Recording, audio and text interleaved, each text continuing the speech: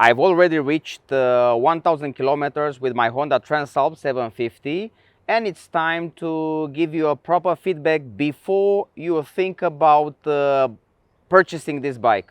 I think it's quite important to have this feedback from an owner, not from a tester or from a person who only test or test review this bike once. The engine braking period it's over. At 1000 kilometers I'm planning to make the oil change and the first maintenance of the bike at 1000 kilometers. I would like to share some of my opinions after riding my bike for almost 1000 kilometers. As I did in my previous first ride reviews and my previous reviews, the bike handled quite well the first test, the first 1000 kilometers. From the ergonomics side, I'm 180 and 81 kilos, so the bike's it's prepared for this average weight and height somehow. From the riding position, from the sitting position, the bike was very comfortable since the beginning. The only thing which I did was to move forward the handlebars for a bit. I would say maximum 1 centimeter. I had to move them forward in order to have more comfortable access to the handlebars from the standing position. And also I've improved a little bit, I was rising a little bit the handlebar position, and also the standing position was also comfortable. In your case, let's say you are above 185, 190, there are already some handlebar risers. If you feel the need to have them, you can purchase them, and I recommend that you do. They can be mounted very easily, and you can have some handlebar risers, let's say maximum with 1 centimeter, which I highly recommend to start with a very small one. So this applies only if you're higher or taller than 185 or 190, 195. The suspension, it's also set up for someone with the maximum 81, 85 kilos. You may find the suspension, the standard suspension, the setup of the standard suspension from the beginning, you may find it a little softer. For example, the rear preload, it's set up at 7 out of 15 turns, so you can actually make it more stiffer if your weight overpass this 85 kilos, which the bike was set up for since the beginning. Also, the rear shock, it's quite soft. It's also placed in the middle of the range, of the adjustment range. Make sure you're playing with both the rear and front preload suspension adjustment. The bike has only preload adjustment, no compression, no rebound available for adjusting. So yeah, the bike is very comfortable. It's suited also for someone over 185. Could be that you might need the handlebar risers if you're too tall, but that's depending quite a lot on your other body weights, so to say, or body dimensions. Also, I really like that this bike has an amazing wind protection. This I haven't expected to have as standard, with a standard windscreen, with the standard no deflectors, nothing installed on the bike. So the bike had an amazing and still has an amazing wind protection, and I don't want to change anything, and I highly recommend that you ride it as it is with this windscreen. Don't buy a taller one, because anyway, if you're planning to ride this bike on some gravel roads, then the taller windscreen will not help you anyway. So yeah, this is what I like about this wind protection is very good. Also, I put the rally pack. You have previous videos on my channel regarding the rally pack, and with the rally foot pegs, they are slightly lower because they don't have anyway that rubber on top, so they are lower positioned, and also this gives you quite a good comfort. You might want to adjust, also you can adjust the quick shifter or the brake lever also. What I like about the bike, it's this standard seat. Again, I don't yet feel the need to change it because I like that I can move back, forward, and keeps me in a straight position. Doesn't bring me, the seat doesn't bring me in front too much, and it gives me some movement, some movement possibility back and forward. And also have this kind of backrest here, taller backrest, which you can actually feel when you're accelerating quite strong. The bike comes standard with this top case mounting brackets. These brackets which are really useful when you're trying to move the bike back and forward. They are quite strong, and the build quality, it's quite good. The power of the bike. Because I was in the braking period and because the bike didn't have 1000 kilometers done, I was not able to push the bike over 6000 RPMs, so I kept it around 5000, 5500, maximum 6000, but not over the 6000. And yeah, the bike has quite a lot of power, especially I was using the user mode with the less power available, but also you can ride it in the sport mode or you can customize your power. But this bike really has power. You have no problem overtaking trucks. You have no problem taking the turns or accelerating or entering fast in a turn or get out of the turn very fast. Also, something which I really appreciate about this bike, it's fuel consumption, man. So I was actually shocked to see, or not shocked, surprised to see that I was able to have even 3.6, 3.7 as a fuel consumption with an average speed of 90, 100 kilometers and maximum 4000 RPMs. If you're riding this bike normally, let's say you don't think about fuel consumptioning, you can reach 4.2, 4.3, which I think also it's very good fuel consumption. The fuel consumption will drop first after 1000 kilometers, and second, it will drop one more time after 10,000 kilometers as soon as the bike and the piston and everything gets used. You will have even a lower, and the bike will be even more efficiently. But really, I'm more than happy that if you travel to enjoy the landscapes, you are able to make 400 kilometers with one petrol tank. The petrol tank has 17 liters, so if you're economical and you're riding with maximum 90-95 kilometers per hour, you can have a 3.6, 3.7. This is verified. We have a video on this topic on my channel. So this was the truth. So 3.7, 3.6 or 4.2, 4.3 if you're riding a little bit faster.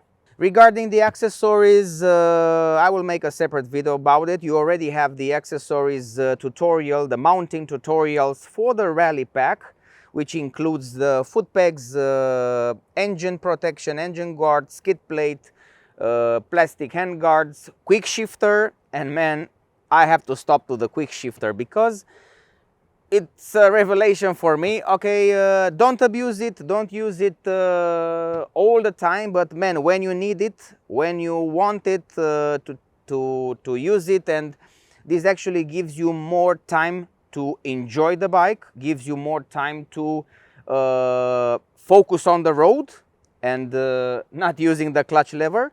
And man, the quick shifter for this bike, it's just, I can say perfect. I can say perfect. I was also riding the Honda Hornet on the racetrack. The videos, it's somewhere here.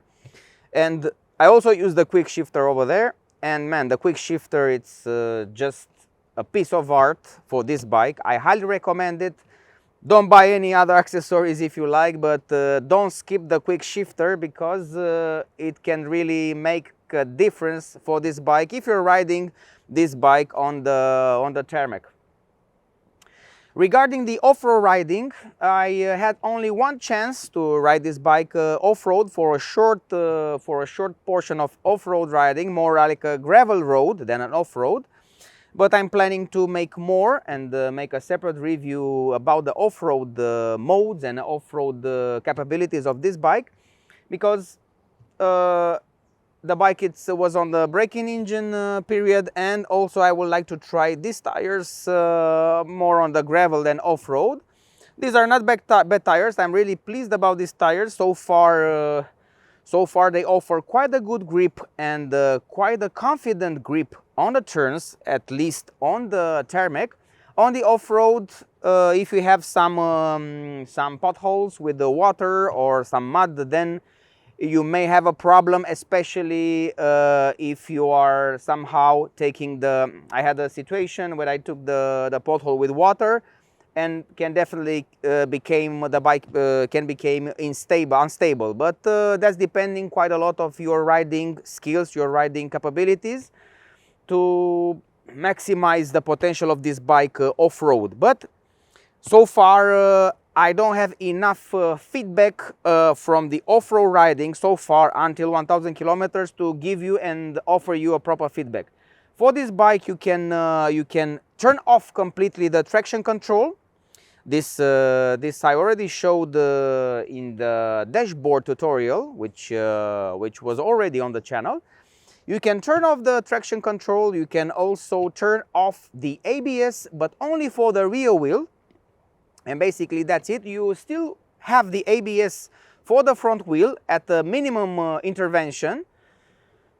This could be a small issue for the downhill or for steeper downhills, but for normal off-road riding, for casual off-road, casual gravel road, this could definitely not be a problem. What I don't like about this bike is the fact that you cannot adjust the preload, the rear preload. It's with a key.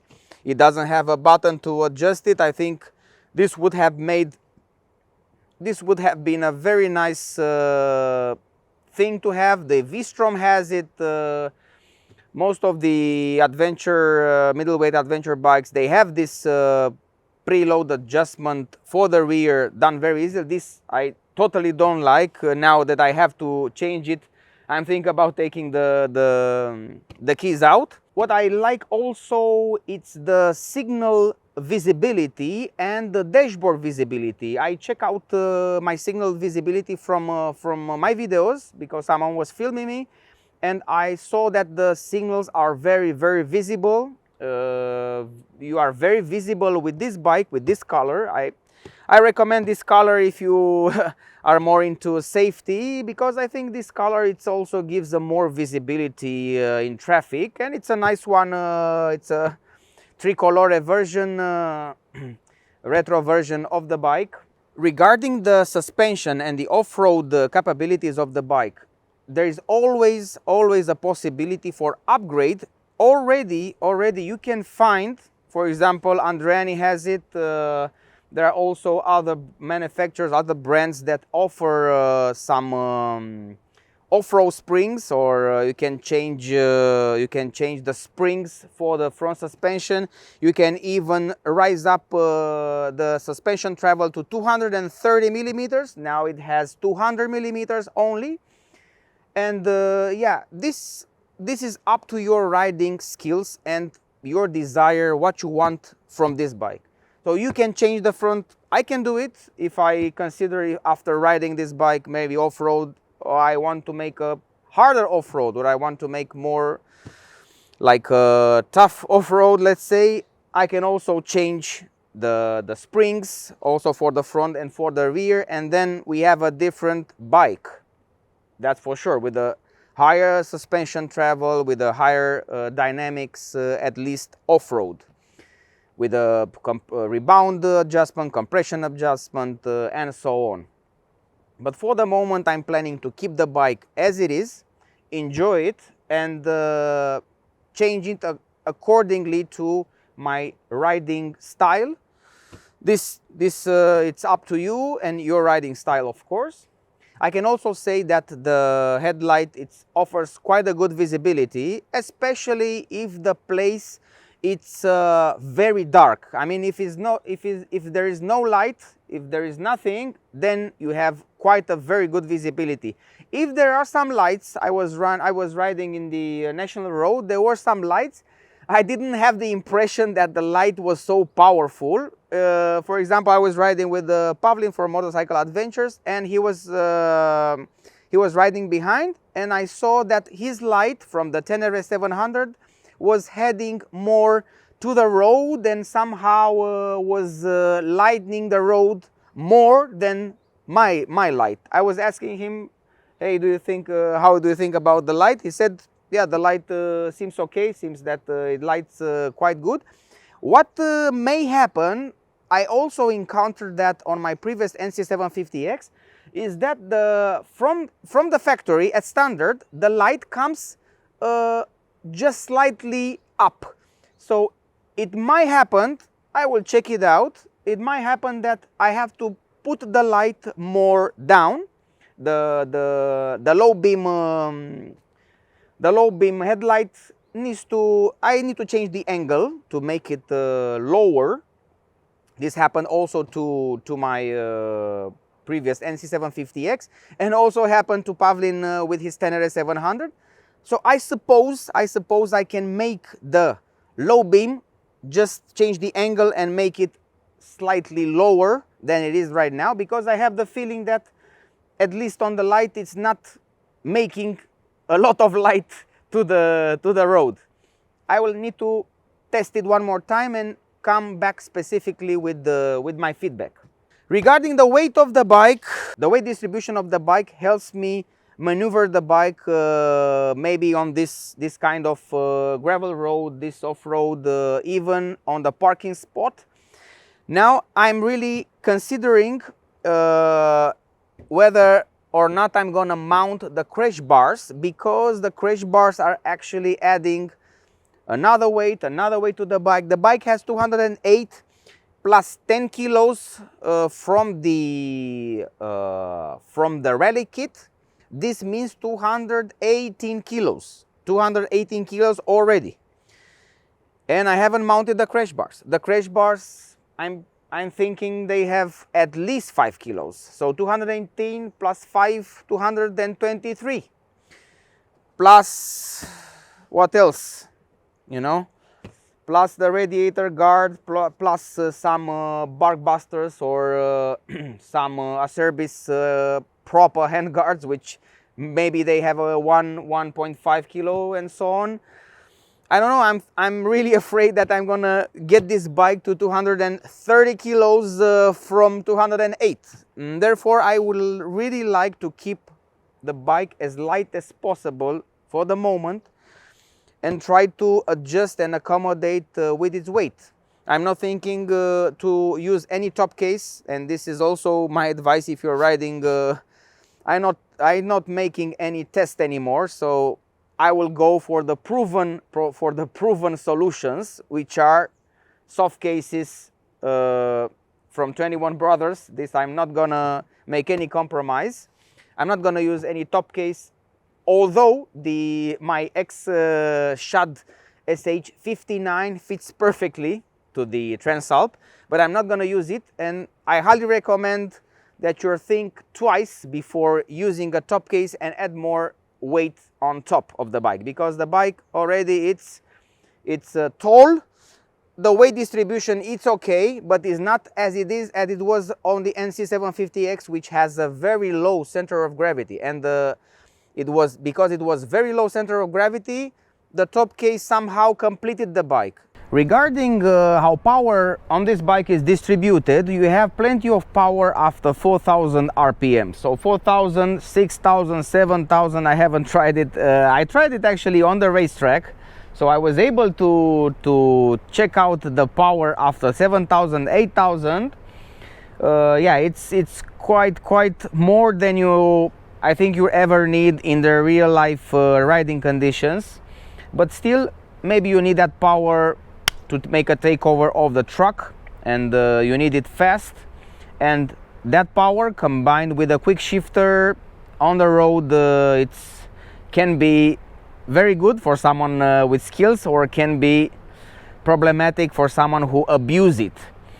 So yeah, I'm really happy about the power of the bike. It's totally I think it's more than enough, more than you ever need on a normal riding day conditions, on a normal life, on a normal riding day, normal life conditions.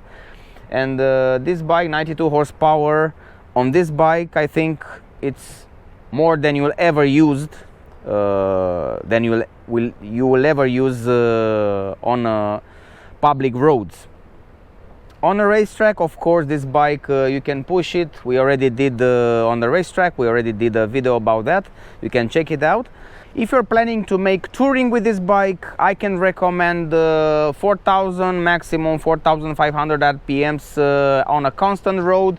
This will give you a perfect mileage. You can reach 400 kilometers with a petrol tank if you're stopping the revs at 4,000.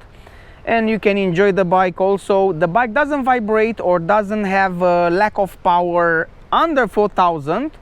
It's just that it's not so powerful in comparison with the over 4,000, 4,500. So you can check it out, you can ride it, and you will not feel with less power or with underpower. Doesn't feel underpowered. This is the phrase. Doesn't feel underpower under 4,000 RPMs. You can use it. You can use the third gear, the fourth gear, and you can enjoy the bike. The bike has a very nice handling. It handles very well on the turns, although the front 21-inch wheel doesn't say that, but the bike handles very well on the turns, as you already saw presented on my videos. Needs to be said about the access to the battery. It's very easy under the seat. This I already presented. What it's not so easy as it is on the V-Strom, for example, the access to the air filter. The air filter, I don't see it here like I see it on the V-Strom. It's not it's not so easy to access it from under the petrol tank. You have to take off the petrol tank in order to take out the air filter. I'm not 100% sure about that, but as you can see here, as I asked left and right side, this seems to be the case. So you need to take out the petrol tank and also reach the air filter. The battery, it's easy access. Over here you have the tools, you have the battery, you have the fuses, you have some space here. Also regarding the valve clearance also, I think some work needs to be done in order to make the valve clearance. I did it on my previous NC at 55,000. They were on parameters, they were okay, just a little bit loose. Also this bike, they probably say 27,000, but usually 50,000, 55,000. We'll see about that. This is barely 1,000 kilometers, so a lot of kilometers to be ridden on the bike. I'm also able to show you some mud protection, so especially how the front guard is protecting from the mud. As you can see, it protects quite well the fork. This I told, I was thinking also from the beginning that this guard in front is protecting quite well, as you can see, the front suspension. Not so much mud, more dust here than mud. The mud was captured by this plastic handguard, by this plastic front guard. Some mud here, and on the lower part of the radiator guard, you can see also some mud here, but yeah, not much, not as it was on the NC. And of course the bash plate and the skid plate. The skid plate protects somehow the pipes, but not the oil filter, which is muddy.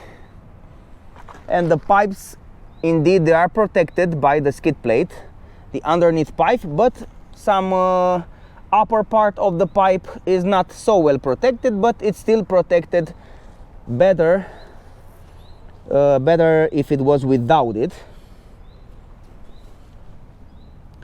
And this is how the mud actually, I like in the back that this mud protection did its job and protected the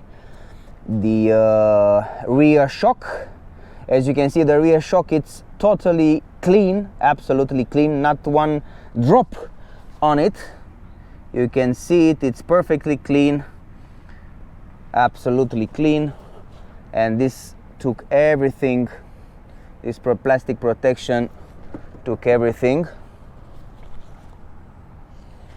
Yeah, the tires, I'm gonna use it. They seem quite reliable so far. I'm gonna finish them and then mount. I'm thinking about the maybe I'm gonna choose the Mitas E07 Plus, or who knows, maybe some Michelin Anarchy Wild or TKC 80. I have to be honest with myself and check my riding tracks to see which what types of riding tracks I'm gonna use. Yeah, with the headlight it looks better on than off, but what I like is that the signals are on, like the Africa Twin. Check it out. Yeah, they are on, which I really like. I really like the fact that they are on all the time, and they give you more visibility and somehow puts the bike in place on the road. Yeah, very nice. Let's hear it one more time.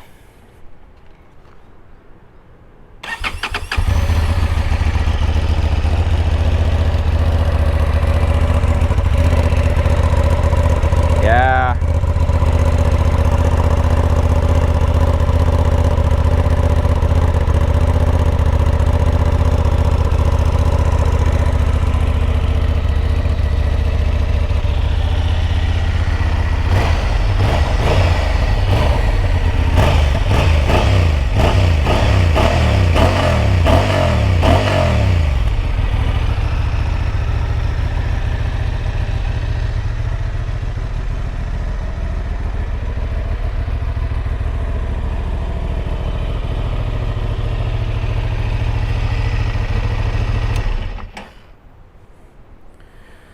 Yeah, the bike so far did its purpose.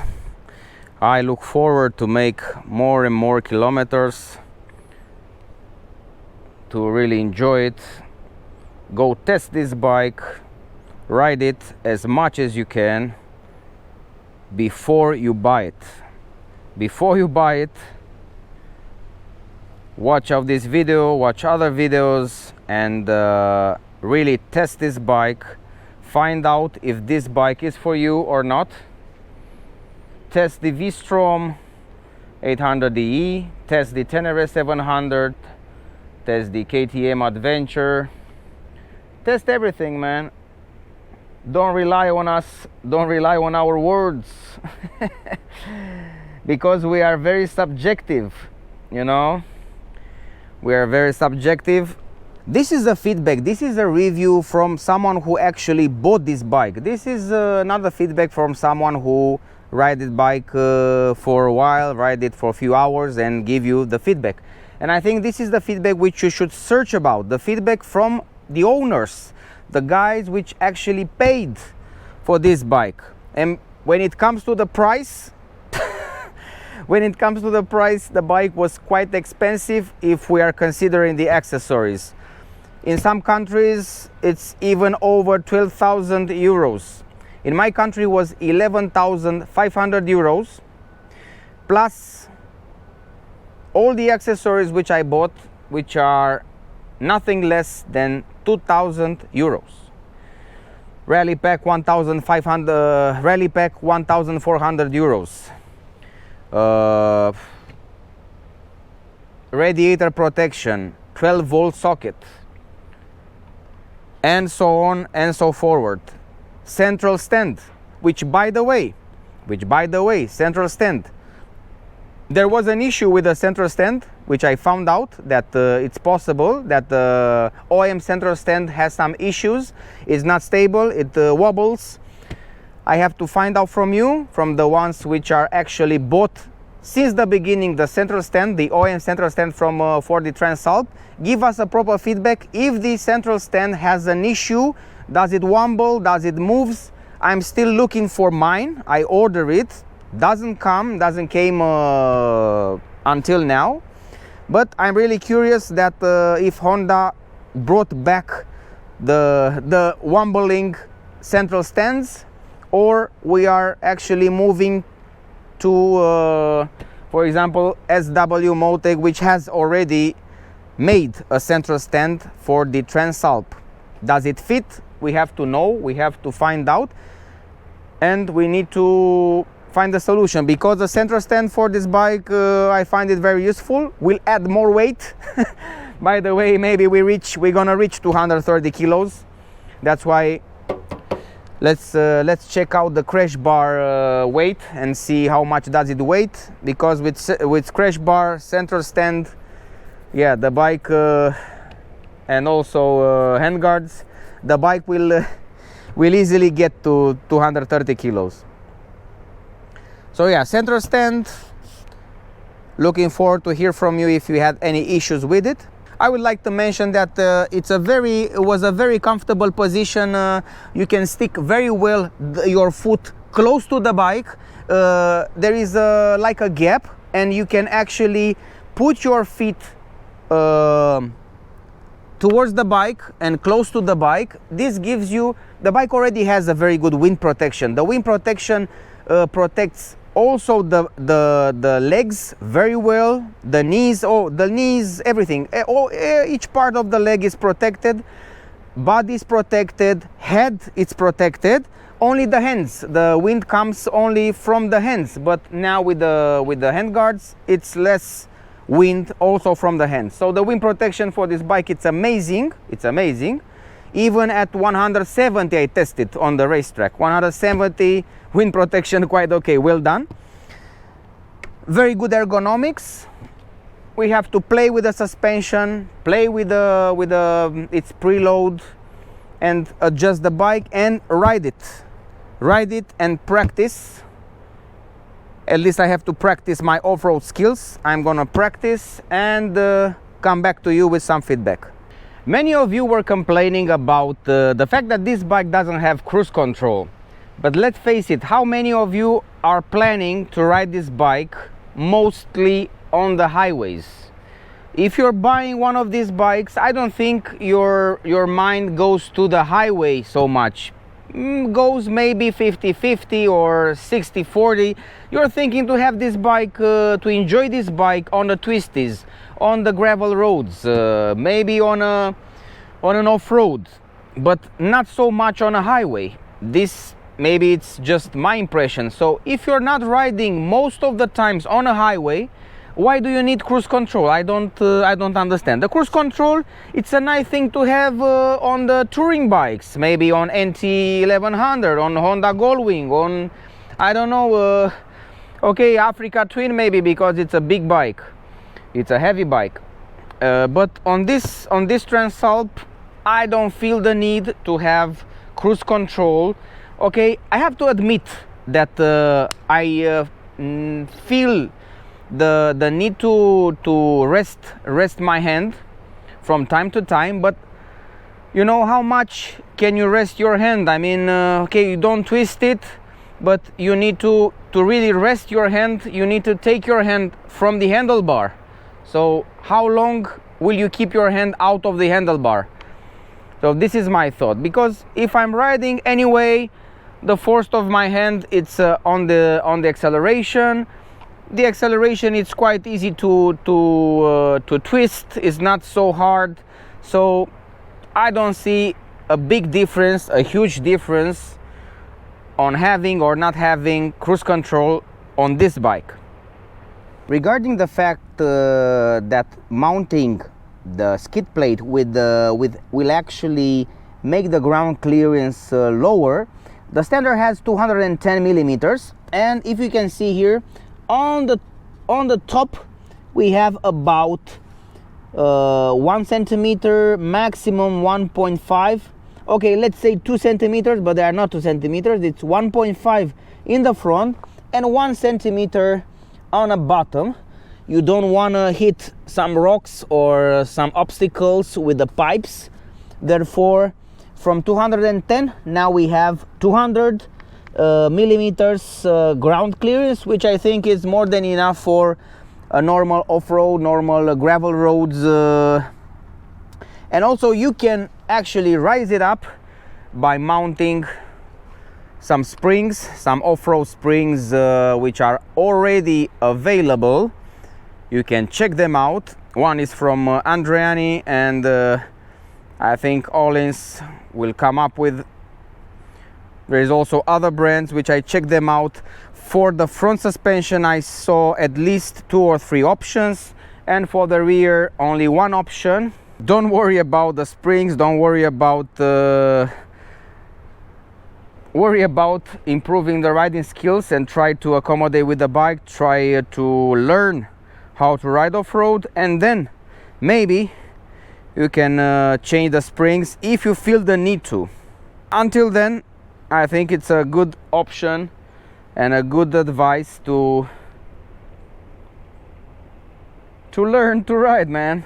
The tire size, with these tire sizes you will not have any problems finding out plenty of options for the tires. We have 90-90-21 for the front, and for the rear we have 150-70-18.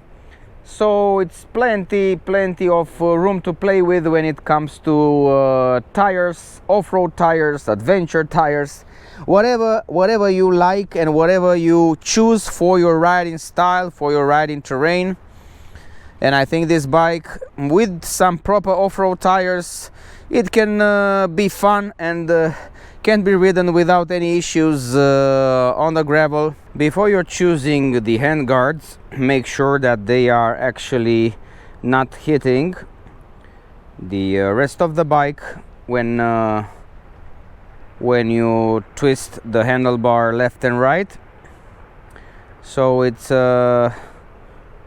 for the moment, because I also moved the handlebar to the upper position, it was at a limit, so I have to take care that the handlebars are not touching the petrol tank or other parts of the bike. So it's quite important to keep in mind that. I will do it. I will keep in mind when I'm gonna buy the Acerbis. I think I'm gonna go for the Acerbis. They are looking quite good.